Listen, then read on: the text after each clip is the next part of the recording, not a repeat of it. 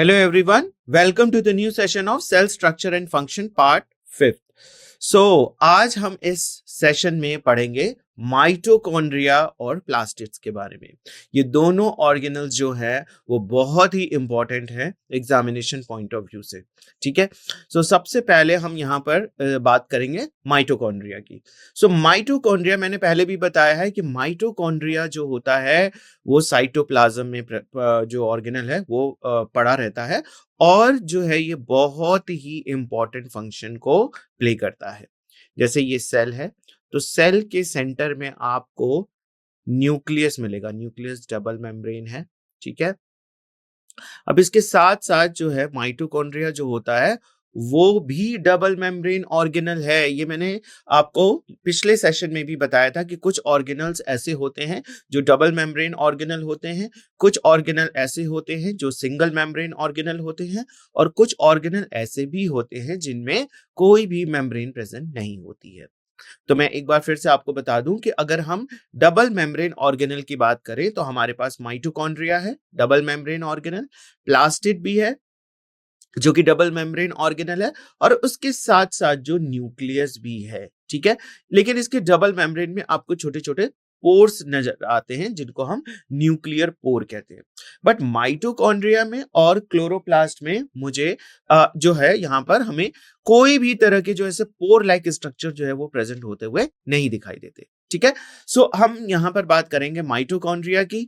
Mitochondria जैसा कि मैंने बताया कि ये डबल मेम्ब्रेन है, तो आप देख सकते हैं कि इसके अंदर वाली जो मेम्ब्रेन होती है ना वो इन्वेजिनेट कर जाती है और ये बहुत ही इसका इंपॉर्टेंट फंक्शन होता है इन्वेजिनेशन करना।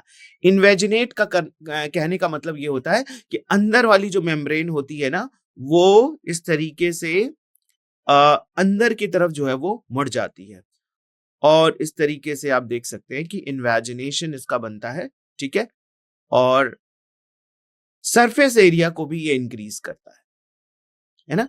इस तरीके से ये सरफेस एरिया को इंक्रीज करता है। ये अंदर की मेम्ब्रेन है और ये बाहर की मेम्ब्रेन है।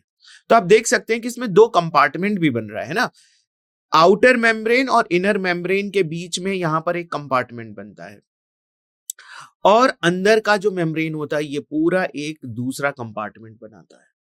ठीक है, अब हम इसके बारे में यहां पर डिस्कस करेंगे। माइटोकॉन्ड्रिया जिसको हम सिंगुलर फॉर्म में माइटोकॉन्ड्रियन भी कहते हैं and unless specifically stain are not easily visible under the microscope. अगर आप सेल को अच्छे से स्टेन नहीं करेंगे, सेल के अंदर की चीज देखने के लिए ना बहुत सारे स्टेन आते हैं, आप उससे स्टेन करेंगे तो माइटोकॉन्ड्रिया भी ना कोई स्टेन ले लेता है और वो फिर आप उसको माइक्रोस्कोप में इजिली देख सकते हैं। ठीक है, तो ये इसके लिए स्टेन करना, इसको माइक्रोस्कोप में देखने के लिए स्टेन करना आवश्यक है। Number of mitochondria per cell is variable depending on the physiological activities of the cell. यानी कि माइटोकॉन्ड्रिया का नंबर हर कोशिका में एक जैसा नहीं होता है, ये वेरी करता है। जैसा सेल की रिक्वायरमेंट होती है ना उसी अकॉर्डिंग माइटोकॉन्ड्रिया जो होता है वो सेल में अपने नंबर को घटता है या फिर बढ़ जाता है। अब जैसे ऐसी सेल है जो कि बहुत ही एक्टिवली मेटाबॉलिक एक्टिविटीज में पार्टिसिपेट कर रही हैं, है ना, तो वहां पर माइटोकॉन्ड्रिया जो है वो ज्यादा नंबर में पाया जाएगा क्योंकि उसको बहुत सारा एनर्जी का प्रोडक्शन करना है, मेटाबॉलिक एक्टिविटीज में ज्यादा पार्टिसिपेट करना है। लेकिन कुछ कोशिकाएं ऐसी होती हैं कि जिनका मेटाबॉलिक एक्टिविटीज में बॉडी में कोई बहुत ज्यादा ऐसा योगदान नहीं होता है, तो वो वहां पर उनके नंबर कम भी देखने को मिल सकती हैं, है ना। इसलिए नंबर जो है वो माइटोकॉन्ड्रिया का वेरी करता है सेल टू सेल। और ये किस बेसिस पे करता है, उसकी फिजियोलॉजिकल एक्टिविटी कैसी है, सेल की जो है अपनी फिजियोलॉजिकल एक्टिविटी होती है, तो कैसी उसकी फिजियोलॉजिकल एक्टिविटी है इस बात पे डिपेंड करता है। In terms of shape and size also, considerable degree of variability is observed. इसके ना shapes and size भी अलग अलग होते हैं, कई बार सर्कुलर होते हैं, कई बार जो है माइटोकॉन्ड्रिया जो है वो आपका रॉड शेप हो जाता है, कई बार ये कर्व्ड भी हो जाता है ना, सर्कुलर में भी होते हैं, कई बार कर्व्ड में भी होते हैं। तो इसलिए माइटोकॉन्ड्रिया का जो साइज और शेप है ना वो भी वेरी करता है। ये भी एक बहुत इंपॉर्टेंट इसका एस्पेक्ट है कि वेरिएशन इनके नंबर में तो आपको सेल टू सेल देखने को मिल ही रहा है, लेकिन इनके शेप्स और साइज में भी आपको वेरिएशन देखने को मिलता है। So typically it is a sausage shaped और द सिलिंड्रिकल, यानी कि ये एक सिलेंडर के फॉर्म में ज्यादातर आपको ऐसे देखने को मिलेगा, है ना। इस तरीके से सिलेंडर के फॉर्म में आपको देखने को मिलेगा, और इसका जो डायामीटर होता है वो 0.221 माइक्रोन होता है, यानी कि ये जो डायामीटर होगा ना, ये कितना होगा, 0.221 माइक्रोमीटर, ये इसका डायामीटर है। और इसकी जो लेंथ होती है वो कितनी होती है, लेंथ जो इसकी होगी 1 to 4.1 माइक्रोमीटर, ये इसकी लेंथ है। ये एक एवरेज लेंथ और एवरेज डायमीटर माइटोकॉन्ड्रिया का यहां पर हमने बताया। Now each mitochondria is a double membrane. Yes, her mitochondria, कोई भी माइटोकॉन्ड्रिया आपको ऐसा नहीं मिलेगा कि सिंगल मेम्ब्रेन हो, है ना। सभी माइटोकॉन्ड्रिया जो होते हैं वो डबल मेम्ब्रेन होते हैं, bound structure with outer membrane and the inner membrane, dividing its lumen distinctly into two aqueous compartment, and that is called outer compartment and the inner compartment. तो माइटोकॉन्ड्रिया में मैंने पहले भी बताया कि दो कंपार्टमेंट हो जाते हैं, क्योंकि ये तो देखिए आउटर मेम्ब्रेन हो गया, लेकिन जो इसकी इनर मेम्ब्रेन होती है ना, वो इस तरीके से प्रेजेंट होती है। और ये जो इन्वेजिनेशन है ना, इस इन्वेजिनेशन को एक पर्टिकुलर नेम भी दिया जाता है जिसको हम क्रिस्टी बोलते हैं। इस तरीके से होते हैं, और ये जो इन्वेजिनेशन है इसको हम बोलते हैं क्रिस्टी। ठीक है, अब देखिए ये जो आउटर मेम्ब्रेन है ये हमारी आउटर मेम्ब्रेन, और ये जो अंदर वाली मेम्ब्रेन ये है इनर मेम्ब्रेन। अब इन डबल मेम्ब्रेन होने की वजह से ना आप यहां पे देख सकते हैं कि दो तरह के कंपार्टमेंट बन रहे हैं, और दोनों एक्वस कंपार्टमेंट है। एक ये कंपार्टमेंट है जिसको हम बोल सकते हैं कंपार्टमेंट 1, और एक ये वाला अंदर वाला कंपार्टमेंट है जिसको हम बोल सकते हैं कंपार्टमेंट 2। तो इस तरीके से आपको दो कंपार्टमेंट देखने को मिलते हैं, है ना, क्योंकि ये डबल मेम्ब्रेन स्ट्रक्चर है। ठीक है, अब जो है इनर कंपार्टमेंट जो होता है इसके अंदर एक डेंस होमोजीनियस सब्सटेंस प्रेजेंट होता है जिसको हम क्या बोलते हैं, मैट्रिक्स। इसके अंदर जो इसका इनर वाला कंपार्टमेंट है, जैसे मैं फिर से ड्रॉ करता हूं, ये माइटोकॉन्ड्रिया है, इनर मेम्ब्रेन इन्वेजिनेट करके दो कंपार्टमेंट बना देती है, ठीक है, आउटर एंड इनर कंपार्टमेंट। लेकिन जो इसका इनर वाला कंपार्टमेंट है ना, उसके अंदर इस तरीके से मैट्रिक्स लिक्विड सब्सटेंस प्रेजेंट होता है जिसको हम क्या बोलते हैं, मैट्रिक्स। ठीक है, ये इस तरीके से आपको यहां पर मैट्रिक्स सब्सटेंस यहां पे ऐसे दिखाई देगा। इस लिक्विड सब्सटेंस को हम बोलते हैं मैट्रिक्स। इसमें बहुत सारे इंपॉर्टेंट एंजाइम प्रेजेंट होते हैं जो रेस्पिरेशन में पार्टिसिपेट करते हैं। सो ये बहुत इंपॉर्टेंट है। अब इसके साथ साथ इस मैट्रिक्स में ना कुछ जो है वो आपको राइबोसोम्स भी दिखाई देंगे, है ना। तो यहां पर आपको ऐसे छोटे छोटे यहां पर इसके राइबोसोम्स भी दिखाई देंगे। तो ये तो हम माइटोकॉन्ड्रिया की बात कर रहे हैं, राइट। माइटोकॉन्ड्रिया का जो राइबोसोम है, और यहां पर बाहर साइटोप्लाज्म है, सो साइटोप्लाज्म में भी ऐसे बहुत सारे माइटोकॉन्ड्रिया होंगे। ये यूकैरियोटिक सेल है, सपोज ये यूकैरियोटिक सेल है, तो बाहर इस तरीके से और भी ये जो है राइबोसोम्स प्रेजेंट होंगे। ये जो है वो कैसा है, साइटोप्लाज्मिक राइबोसोम,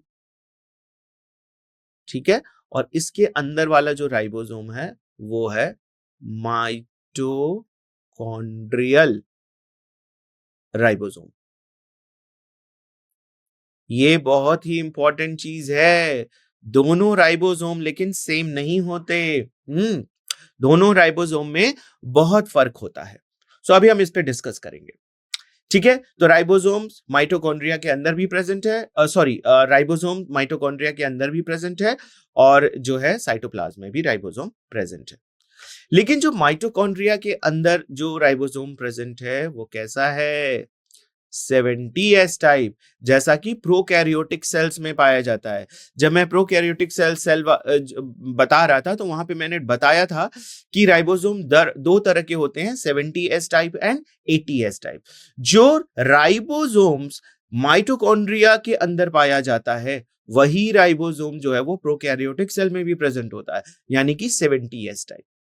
और जो साइटोप्लाज्मिक राइबोसोम है वो इस राइबोसोम से डिफरेंट होता है और वो 80s टाइप कहलाता है ना। सो ये यूकैरियोटिक राइबोसोम है और ये प्रोकैरियोटिक राइबोसोम है। सो क्वेश्चन एग्जामिनेशन में पूछा जा सकता है कि यूकैरियोटिक राइबोसोम में किस किस तरह के यूकैरियोटिक सेल में किस किस तरह के राइबोसोम प्रेजेंट होते हैं। तो आपको लिखना पड़े, वहां पे बताना पड़ेगा दोनों तरह के हैं, 70s type and 80s type. ये ऑर्गेनल में प्रेजेंट होता है और वो साइटोप्लाज्म में प्रेजेंट होता है, 80s टाइप वाला। ठीक है, सो ये मैट्रिक्स हो गया। अगर हम मैट्रिक्स की बात करें तो मैट्रिक्स में एक और चीज प्रेजेंट होता है, डीएनए, सर्कुलर डीएनए। इसका अपना सर्कुलर डीएनए भी प्रेजेंट होता है। ये बहुत खास बात है इस ऑर्गेनल की, सर्कुलर डीएनए। क्योंकि ऐसा माना जाता है ना कि ये जो माइटोकॉन्ड्रिया है, जब सेल्स बन रही होंगी, यूकैरियोटिक सेल्स जब बन रही होंगी, तो कोई साइन जो है, बैक्टीरिया जो है वो यूकैरियोटिक सेल के अंदर आ गया होगा। बैक्टीरिया यानी कि प्रोकैरियोटिक सेल यूकैरियोटिक सेल के अंदर आ गया और उसमें वो वहीं पे रहने लगा, उसको कोई हार्म नहीं था, है ना। सो उसी में वो रहने लगा और ओवर अ टाइम, है ना, कई सालों तक उसमें थोड़े थोड़े चेंजेस होने लगे और ये जो है अब धीरे धीरे यूकैरियोटिक सेल का ही पार्ट हो गया। क्योंकि आप देखिए राइबोसोम कैसा है, 70s टाइप। इसका जो सर्कुलर डीएनए, इसके चारों ओर कोई मेम्ब्रेन बाउंड नहीं है।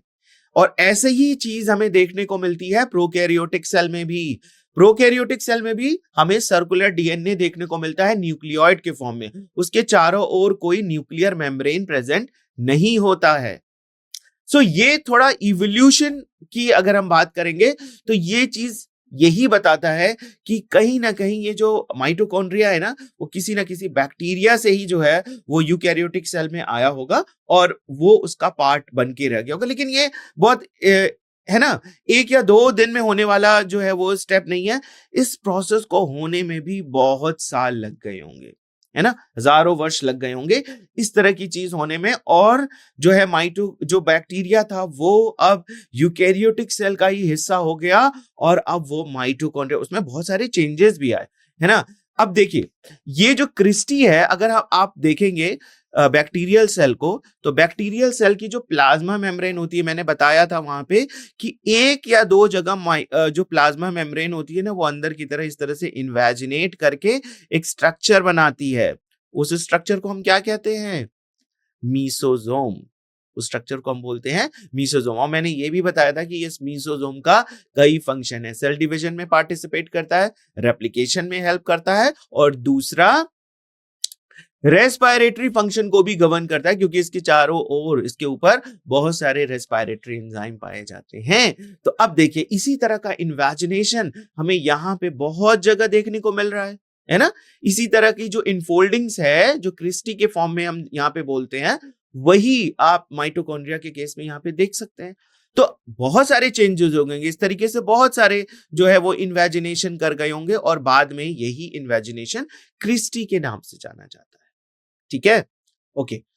सो outer membrane forms the continuous limiting boundary of the organelle. Outer membrane तो कंटिन्यूअस होती है, लेकिन इनर मेम्ब्रेन इन्वेजिनेशन शो करती है। So inner membrane forms the number of infoldings called cristae, ठीक है, टुवर्ड्स द मैट्रिक्स, मैट्रिक्स के अंदर। Now the cristae increases the surface area. ये जो क्रिस्टी होती है ना, इतना ज्यादा इन्वेजिनेट कर जाती है कि इसका सरफेस एरिया काफी बढ़ जाता है। And the two membranes have their own specific enzyme associated with the mitochondrial function. इसकी जो दोनों मेम्ब्रेन होती है ना, इसके में ना बहुत सारे एंजाइम्स अटैच्ड होते हैं, है ना। इसके ऊपर अलग एंजाइम होगा, इसके ऊपर अलग एंजाइम होगा। So according to the function, mitochondria के फंक्शन के आधार पे इनमें बहुत सारे ऐसे ना मॉडिफिकेशंस जो होते हैं वो स्पेसिफिक एंजाइम होते हैं, क्योंकि उनको अलग काम करना है। यहां पर जो एंजाइम है उसका काम अलग है और यहां पे जो एंजाइम है उसका काम अलग है। So according to their enzyme, ठीक है, they are associated with the mitochondrial function. तो माइटोकॉन्ड्रिया के अलग अलग फंक्शन है, ये सारे फंक्शन जो है इन्हीं एंजाइम्स के ऊपर बेस्ड होते हैं। Mitochondria are the site of aerobic respiration, very important है ना। तो एरोबिक रेस्पिरेशन जो होता है वो माइटोकॉन्ड्रिया के अंदर आकर होता है। एरोबिक रेस्पिरेशन में क्या होता है, रिड्यूस्ड कोएंजाइम जो होते हैं वो आपके यहाँ पर जो है वो पार्टिसिपेट करते हैं। जो क्रेब्स साइकिल होता है वो भी माइटोकॉन्ड्रिया के अंदर होता है। तो माइटोकॉन्ड्रिया क्रेब्स साइकिल के दौरान बहुत सारे NADPH2 मॉलिक्यूल्स बनते हैं ना, वो NADPH2 मॉलिक्यूल्स कन्वर्ट किए जाते हैं ATP के फॉर्म में। ये सारी प्रोसेस जो होती है वो इसी माइटोकॉन्ड्रिया में होती है। अब जो पायरुविक एसिड होता है, अगर आपको याद हो रेस्पिरेशन में पायरुविक एसिड जो होता है वो जो है बनता है कहाँ, साइटोप्लाज्म में। ये बाहर साइटोप्लाज्म है, ये माइटोकॉन्ड्रिया, इसकी ये पूरा साइटोप्लाज्म है। सो पायरुविक एसिड बनता है किस प्रोसेस के दौरान, ग्लूकोज से बनता है। ग्लूकोज से पायरुविक एसिड बनता है by the process of glycolysis, है ना। ये साइटोप्लाज्म में प्रोसेस होती है और फिर पायरुविक एसिड अंदर जाता है। अंदर जाने के बाद जो है ये जो है क्रेब्स साइकिल में एंटर करता है और क्रेब्स साइकिल में फिर रिड्यूस्ड कोएंजाइम NADPH2 बनते हैं, जिसको कन्वर्ट किया जाता है इलेक्ट्रॉन ट्रांसपोर्ट सिस्टम के द्वारा ATP में। और वो ATP एनर्जी आप यूज करते हैं अपनी सारी एक्टिविटीज, मेटाबॉलिक एक्टिविटीज को करने के लिए, है ना। हम हर वक्त ATP एनर्जी यूज कर रहे होते हैं। सो ये बहुत इंपॉर्टेंट है। ग्लूकोज इसीलिए फूड मटेरियल है और इसका ब्रेक डाउन हो रहा है, यानी कि एरोबिक रेस्पिरेशन हो रहा है। एरोबिक रेस्पिरेशन जो प्रोसेस होती है वो आपकी माइटोकॉन्ड्रिया के अंदर होती है। यहां तक की जो प्रोसेस होती है वो एरोबिक नहीं है, वो एनएरोबिक और एरोबिक में कॉमन है पायरुविक एसिड तक। बट इसके बाद की जो प्रोसेस माइटोकॉन्ड्रिया में होती है वो कहलाती है एरोबिक रेस्पिरेशन। तो आप देख सकते हैं कि माइटोकॉन्ड्रिया इसलिए इतना इंपॉर्टेंट है, ठीक है। They produce cellular energy in the form of ATP, hence they are called powerhouse of the cell. इसको हम commonly powerhouse of the cell भी कहते हैं, इसीलिए कहते हैं क्योंकि भाई ये इतनी सारी एनर्जी बना रहा है ना, ATP, है ना। जैसे हमारे लिए मनी, हम मनी से कुछ भी खरीद सकते हैं, है ना। अगर करेंसी है हमारे पास तो हम अपनी जरूरत की सारी चीजें खरीद कर सकते हैं। उसी तरीके से हमारे बॉडी के पास भी एक करेंसी है, वो करेंसी जो है एनर्जी के फॉर्म में है, जिसको हम ATP कहते हैं। सो ये ATP जो करती है ना पूरे जो है जो आपके सारे काम जो है बॉडी के अंदर जो है वो सब ये कर लेती है इसी एनर्जी के थ्रू। सो ATP बहुत इंपॉर्टेंट है और इसका जो बनना होता है वो एक्चुअली में माइटोकॉन्ड्रिया में होता है। कुछ राइबोज साइटोप्लाज्म में भी बनते हैं, लेकिन अब जैसे कि बहुत कॉम्प्लेक्स ऑर्गेनिज्म है तो उसके लिए उसकी जो बॉडी की जो बनावट है, उसके जो फंक्शंस हैं वो भी बहुत कॉम्प्लेक्स है। जैसे ह्यूमन बॉडी की हम बात करें, है ना, हमारे लिए कितने सारे डिफरेंट डिफरेंट सिस्टम है बॉडी में, और उस हर सिस्टम में डिफरेंट डिफरेंट ऑर्गन्स हैं। हर ऑर्गन्स का अलग अलग टिश्यू है और हर टिश्यू में फिर सेल्स हैं, है ना। बड़ा कॉम्प्लेक्स सा हमारा बॉडी है, जितने भी एनिमल्स हैं, मल्टी सेलुलर ऑर्गन्स। अब जो सिंगल सेल है ना, उसकी बॉडी उतनी कॉम्प्लेक्स नहीं है, तो उसको उतना ज्यादा एनर्जी की भी जरूरत नहीं है, ठीक है ना। सो इसलिए जैसे जैसे बॉडी कॉम्प्लेक्स होती गई इसीलिए ज्यादा एनर्जी की जरूरत पड़ती है। इसीलिए माइटोकॉन्ड्रिया जो देखेंगे कि जो हायर ऑर्गेनिज्म है उनकी सेल्स में आपको माइटोकॉन्ड्रिया के नंबर ज्यादा भी देखने को मिलते हैं, ठीक है। The matrix also possesses single circular DNA molecule, a few RNA molecule, ribosome which of 70S type, and the compartments required for the synthesis of protein. ठीक है। सो मैंने ये पहले भी बताया कि जो माइटोकॉन्ड्रिया का जो मैट्रिक्स होता है उसके अंदर सिंगल सर्कुलर DNA मॉलिक्यूल होता है, कुछ RNA मॉलिक्यूल्स भी पाए जाते हैं, राइबोसोम 70S टाइप ऑफ पाए जाते हैं, और जो कंपोनेंट होते हैं, ये जो राइबोसोम्स होते हैं, इनका क्या काम है, प्रोटीन सिंथेसिस करना है। यानी कि माइटोकॉन्ड्रिया के अंदर भी कुछ प्रोटीन्स बन रही है, है ना, वेरी इंपॉर्टेंट। जो एंजाइम्स बन रहे हैं माइटोकॉन्ड्रिया के अंदर भी तो कितने सारे एंजाइम्स है, क्रेब्स साइकिल में बनने वाले एंजाइम्स, है ना, वो बन रहे हैं अंदर, बाहर से भी आते हैं, है ना, कुछ प्रोटीन्स बाहर से भी अंदर ट्रांसपोर्ट की जाती है, लेकिन माइटोकॉन्ड्रिया खुद भी सक्षम है अपनी प्रोटीन्स बनाने के लिए, अपने एंजाइम्स बनाने के लिए, ठीक है। So mitochondria divide by fission, mitochondria जैसे बाइनरी फिशन होता है, ये भी एक सबूत है कि जो है डीएनए जो है वो बने हैं प्रोकैरियोटिक सेल यानी कि बैक्टीरियल सेल से, क्योंकि बैक्टीरिया सेल डिवाइड करने के लिए क्या करता है, बाइनरी फिशन, फिशन प्रोसेस करता है। उसी तरीके से माइटोकॉन्ड्रिया भी जो होता है वो फिशन करता है। जब सेल को डिवाइड करना होता है, सपोज 4 माइटोकॉन्ड्रिया है, तो माइटोकॉन्ड्रिया अपने आप को डिवाइड करके 8 कर लेता है, 4 इस सेल में रह जाता है, 4 दूसरे सेल में चला जाता है, ठीक है। सो ये सारी चीजें बहुत इंपॉर्टेंट है समझने के लिए। माइटोकॉन्ड्रिया बहुत ही कॉम्प्लेक्स ऑर्गेनल है। आपको ध्यान रखना है कि मैट्रिक्स में क्या क्या चीजें पाई जाती हैं। 2 कंपार्टमेंट है, बाहर का जो मेम्ब्रेन है वो बहुत स्मूथ है, अंदर वाला जो है वो इन्वेजिनेशन कॉज करता है और इससे 2 कंपार्टमेंट बन जाते हैं। जो अंदर वाला जो कंपार्टमेंट है उसके जो लिक्विड सब्सटेंस प्रेजेंट होता है ना, उसको मैट्रिक्स कहते हैं। इसमें 70S type of ribosome, RNA molecules, DNA molecules, अपना खुद का डीएनए भी होता है ना। सो ये ऑर्गेनल जो है वो अपने में सक्षम है और अपने आप को डिवाइड करके अपने नंबर को इंक्रीज भी कर सकता है by the process of fission. So यहां पर आप माइटोकॉन्ड्रिया का फिगर देख सकते हैं, आउटर मेम्ब्रेन है ना, फिर ये इनर मेम्ब्रेन। अब आउटर और इनर मेम्ब्रेन के बीच में यहां पर एक कैविटी है जिसको आउटर कंपार्टमेंट बोलते हैं। अब ये इनर मेम्ब्रेन देखिए, ये ग्रीन कलर का जो है ये भी एक कंपार्टमेंट ही शो कर रहा है इसमें, और इसमें जो लिक्विड सब्सटेंस होता है उसको मैट्रिक्स कहते हैं। ये जो इन्वेजिनेशन अंदर की तरफ होता है उसको क्रिस्टा कहते हैं। और आप देख सकते हैं कि दोनों मेम्ब्रेन के बीच में इंटरमेम्ब्रेन स्पेस, ठीक है। सो यहां पर भी देखिए दिखाया गया है कि ये है cristae, right, cristae inner membrane अंदर वाली, और ये जो है वो आउटर मेम्ब्रेन है। दोनों मेम्ब्रेन के बीच में इंटर मेम्ब्रेन स्पेस है, यानी कि आउटर कंपार्टमेंट, ठीक है।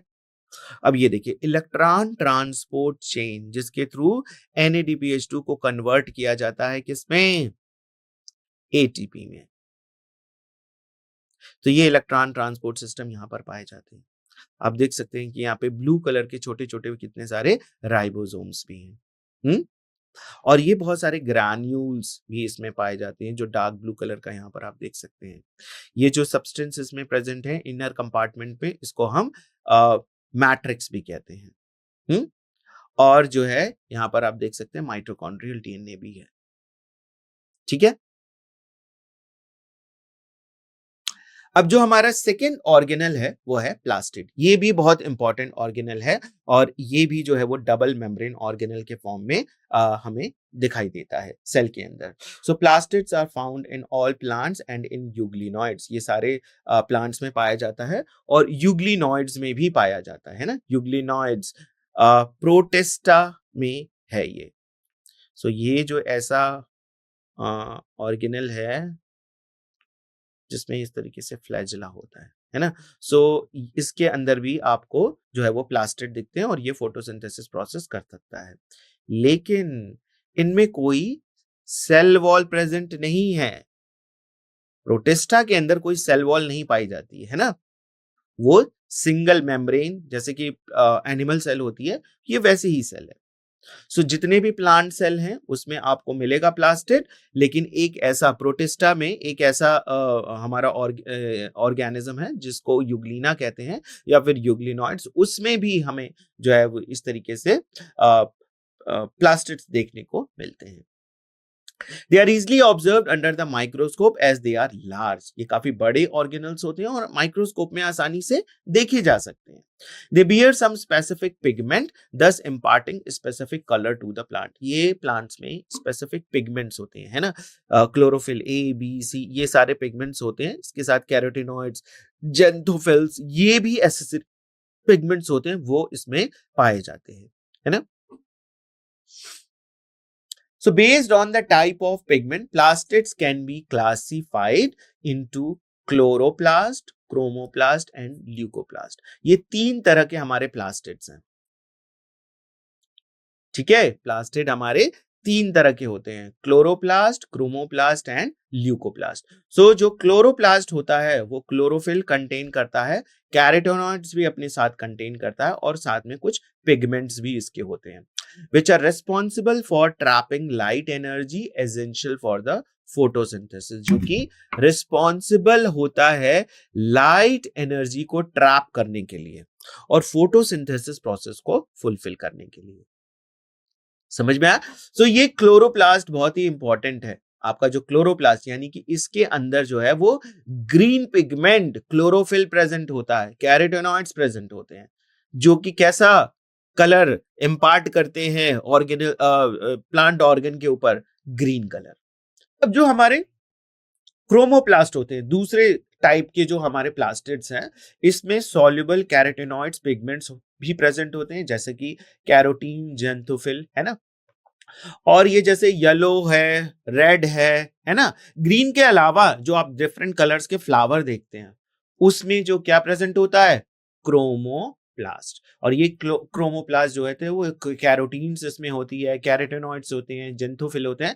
ये भी कलर तो इंपार्ट करते हैं, लेकिन ग्रीन कलर के अलावा जो भी आप पौधों में कलर देखते हैं ना, पेटल्स जो हैं वो ब्राइटली कलर्ड के, रेड कलर के हैं, येलो कलर के हैं, ऑरेंज कलर के हैं, ये जो है वो क्रोमोप्लास्ट की वजह से होता है. ठीक है, chromoplast give parts a plant a yellow, orange और red colour. The leucoplast are the colourless plastid. ये ऐसे प्लास्टिड होते हैं जिनमें कोई भी कलर नहीं प्रेजेंट होता. Of varied shapes and sizes stored nutrients. ये जो है न्यूट्रिएंट स्टोरेज का काम करते हैं. सो ऐसे प्लास्टिड जिनमें ना कोई ग्रीन कलर है या फिर ग्रीन के अलावा भी जो जैसे क्रोमोप्लास्ट जो है येलो, ऑरेंज और रेड कलर इंपार्ट करता है फ्लावर में, इस ल्यूकोप्लास्ट में कोई भी ऐसे पिगमेंट्स नहीं प्रेजेंट करते कि वो कोई कलर इंपार्ट कर सके. राइट, ये फिर काम करता है न्यूट्रिएंट्स को स्टोर करने का, है ना. Amyloplast store carbohydrate. तो अब इनके ना टाइप ऑफ न्यूट्रिएंट्स जो ये स्टोर करते हैं, उनके बेसिस पे भी इनको नेमिंग की गई है. जैसे इमाइलोप्लास्ट जो होता है वो ऐसे ल्यूकोप्लास्ट हैं जो कि कार्बोहाइड्रेट या फिर स्टार्च को स्टोर करके रखते हैं. तो ऐसा ल्यूकोप्लास्ट जो कार्बोहाइड्रेट या स्टार्च को स्टोर कर रहा है ना. स्टार्च एक तरह का कार्बोहाइड्रेट है. अगर वो उसको स्टोर कर रहा है तो आप उस पर्टिकुलर ल्यूकोप्लास्ट को नेम देंगे इमाइलोप्लास्ट. जैसा कि आपको पोटैटो में, potato is rich in starch, है ना, इसमें बहुत ज्यादा स्टार्च पाया जाता है, तो पोटैटो के केस में आपको इमाइलोप्लास्ट दिखेगा. इलेयोप्लास्ट ये है ऑयल और फैट्स को स्टोर करने वाला. और इसी के साथ एल्यूरोप्लास्ट भी होता है जो कि प्रोटीन को स्टोर करता है. सो आपके पास 3 तरह के ल्यूकोप्लास्ट हैं, एमाइलोप्लास्ट, इलेयोप्लास्ट एंड एल्यूरोप्लास्ट. ये जो है स्टोर करते हैं carbohydrates, fats and protein respectively. Okay, majority of the chloroplast of the green plants are found in mesophyll cells of the leaf. तो ज्यादातर अगर आप लीफ की बात करें तो लीफ में आपको मेसोफिल सेल्स देखने को मिलती हैं. मेसोफिल सेल्स कैसी होती हैं? ये अपर एपिडर्मिस, ये लोअर एपिडर्मिस, है ना. तो एपिडर्मिस के नीचे इस तरीके से जो है आपको ऐसी लंबी लंबी सेल्स यहां पर ऐसे देखने को मिलती हैं, जिनको हम पैलिसेड सेल्स कहते हैं. इन पैलिसेड्स में अगर आप देखेंगे ना तो बहुत ज्यादा यहां पर आपको क्लोरोप्लास्ट देखने को मिलेंगे. और इसके नीचे की जो एपिडर्मिस होती है उसको हम लोअर एपिडर्मिस कहते हैं. और यहाँ पर आपको इस तरीके से स्पॉन्जी सेल्स जो है वो देखने को मिलेंगी कंपैरेटिवली. और इनमें एयर कैविटीज बहुत होती हैं, क्योंकि यहाँ पर अगर स्टोमेटा प्रेजेंट होते हैं ना तो यहां से गैसेस एक्सचेंज होते हैं. और ये इसमें जो है वो भी जो है वो क्लोरोप्लास्ट प्रेजेंट होते हैं, लेकिन पैलिसेड में ऊपर की सतह में ज्यादा प्रेजेंट होते हैं. ये डाइकॉट की बात है. मोनोकॉट में दोनों लगभग बराबर ही प्रेजेंट होते हैं, है ना. और इस तरीके से हमें कोई पैलिसेड या स्पॉन्जी सेल टाइप का जो है वो डिफरेंस भी देखने को नहीं मिलता है मोनोकॉट में. So there are lens shaped, oval, spherical, discoid or even ribbon like organelles having variable length 5 to 10 micrometer to 2 to 4 micrometer in width. यानी कि जो है जो क्लोरोप्लास्ट हैं आपके, है ना, इसके कई आकार आपको देखने को मिलेंगे. कहीं पर ये लेंस शेप देखने को मिलेगा, कहीं पर ये ओवल शेप देखने को मिलेगा, कहीं पर ये बिल्कुल स्फेरिकल देखने को मिलेगा, कहीं पर ये डिस्कॉर्ड देखने को मिलेगा, कहीं पर ये रिबन शेप में ऐसे देखने को मिलेगा, स्पाइरोगायरा के केस में, है ना. सो अलग अलग ऑर्गेनल्स में आपको ये डिफरेंट स्टार शेप्ड में भी मिलता है जिग्नीमा में क्लोरोप्लास्ट. तो अलग अलग ऑर्गेनल्स में आपको ये अलग अलग तरह के क्लोरोप्लास्ट देखने को मिलेंगे. So their number varies 1 per cell of the Chlamydomonas. Chlamydomonas में आपका एक ही क्लोरोप्लास्ट होता है, ऐसा होता है Chlamydomonas, ठीक है. सो उसके पास एक बड़ा सा क्लोरोप्लास्ट प्रेजेंट होता है. और ग्रीन एल्गा, है ना, 20 to 40 per cell in the mesophyll cell. ये जो क्लोमाइडोमोनास है ये ग्रीन एल्गा है. और अगर हम मीजोफिल सेल की बात करें तो 20 से 40 जो है वो करीब करीब क्लोरोप्लास्ट एक सेल में प्रेजेंट होते हैं, क्योंकि ये फोटोसिंथेटिकली काफी एक्टिव होता है. Like mitochondria, the chloroplasts are also double membrane bound, and out of these, the inner chloroplast membrane is relatively less permeable. अंदर वाली तो less permeable होती है, लेकिन बाहर वाली काफी ज्यादा permeable होती है. The space limited by the inner membrane of the chloroplast is called stoma. So जो inner membrane होती है ना, उसके अंदर जो है स्ट्रोमा मैट्रिक्स प्रेजेंट होता है. सो ये इस तरीके से आपको डबल मेम्ब्रेन स्ट्रक्चर है.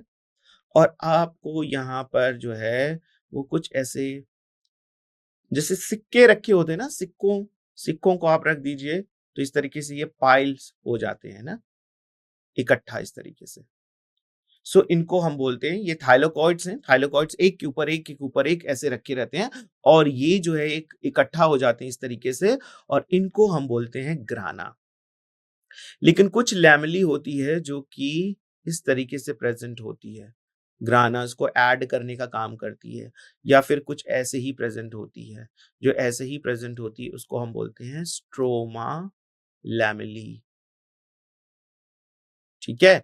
और ये जो लिक्विड सब्सटेंस यहाँ पे मैट्रिक्स प्रेजेंट होता है, इसको हम बोलते हैं stroma. Okay. The number of organized flattened membranous sacs called thylakoids are present in the stroma. तो इस तरीके से आप देख सकते हैं ये सारे थाइलोकॉइड्स हैं, है ना. थाइलोकॉइड्स एक के ऊपर एक कई बार रखे रहते हैं, इस तरीके से अटैच रहते हैं एक दूसरे से, और एक ये स्ट्रक्चर बनाते हैं जिसको हम बोलते हैं ग्राना.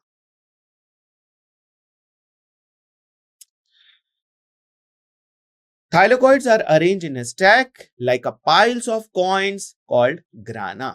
और इसको हम सिंगुलरली ग्रेनम कहते हैं. और द इंटीग्रल थाइलोकॉइड्स, इसको हम इंटीग्रल थाइलोकॉइड्स, कंफ्यूज नहीं करना है, ये चीज जरूर आपको ध्यान में रखना है कि इसी ग्राना को इंटीग्रल थाइलोकॉइड्स भी कहा जाता है. इसके साथ साथ flat membranes tubules called the stroma lamellae connecting the thylakoids of the different ग्राना, ये भी प्रेजेंट होता है. The membrane of the thylakoids encloses the space called lumen. और जो थाइलोकॉइड के अंदर जो स्पेस होता है उस स्पेस को हम क्या बोलते हैं, lumen. The stroma of the chloroplast contain enzymes required for the synthesis of carbohydrates and proteins. So stroma के अंदर जो है वो बहुत सारे ऐसे एंजाइम्स होते हैं जो कि कार्बोहाइड्रेट और प्रोटीन की सिंथेसिस के लिए रिक्वायर्ड होते हैं, ठीक है. It also contain small double stranded circular DNA molecule and ribosome. जैसा कि हमने माइटोकॉन्ड्रिया के केस में डिस्कस किया था कि उसके अंदर double stranded circular DNA present होता है ना, डबल स्ट्रैंडेड सर्कुलर डीएनए. वैसा ही double stranded circular DNA chloroplast के अंदर भी प्रेजेंट होता है और राइबोसोम्स भी होता है. लेकिन यहां पे भी राइबोसोम्स कैसे हैं, 70S टाइप, है ना. तो ribosomes of the chloroplast are smaller, that is 70S type. और जो साइटोप्लाज्म में राइबोसोम होता है वो कैसा प्रेजेंट है, 80S टाइप, है ना, ये 80S टाइप साइटोप्लाज्म में प्रेजेंट होता है। और जो हमारे ऑर्गेनल्स हैं लाइक क्लोरोप्लास्ट एंड माइटोकॉन्ड्रिया, उसमें 70S टाइप होता है। तो आप देख सकते हैं कि यहाँ पे भी तो वैसे ही फीचर्स प्रेजेंट हैं। तो वहां पे तो हम कह रहे थे कि बैक्टीरिया एंटर कर गया होगा और इस तरीके से संरचना ये बन गई होगी, है ना। सो यहाँ पे भी ऐसी चीजें हैं। साइनोबैक्टीरिया, ये बैक्टीरिया ही है लेकिन साइनोबैक्टीरिया ये एंटर कर गया होगा, क्योंकि साइनोबैक्टीरिया में भी सर्कुलर डीएनए प्रेजेंट होता है, उसमें भी 70S राइबोसोम्स होते हैं, है ना। यूनिट मेम्ब्रेन वहां पर नहीं होती है, लेकिन मेम्ब्रेनस स्ट्रक्चर होता है जो कि थाइलाकॉइड की तरह बिहेव करता है, पर वो मेम्ब्रेन, यूनिट मेम्ब्रेन नहीं है जैसा कि प्लाज्मा मेम्ब्रेन होती है। सो उसी तरह के थाइलाकॉइड्स मेम्ब्रेन तो यहाँ पे भी प्रेजेंट है ना। सो कुछ कुछ ये साइनोबैक्टीरिया को वो ले जा रहा है कि हाँ, साइनोबैक्टीरिया भी इसी तरीके से यूकैरियोटिक सेल में एंटर कर गया होगा और वो उसी का पार्ट बन के रह गया होगा। बहुत सालों उसमें बहुत सारे डिफरेंशिएशन आ गए होंगे, है ना, चेंजेस आ गए होंगे, जैसे ग्रेनिक अरेंजमेंट हो गया होगा और जो है वो स्ट्रोमा लैमेलिस बन गए होंगे, ठीक है। सो ये चीज है यहाँ पर क्लोरोप्लास्ट के केस में। इसके साथ ही मैं अपना लेक्चर यहाँ पर एंड करता हूँ। Thank you very much.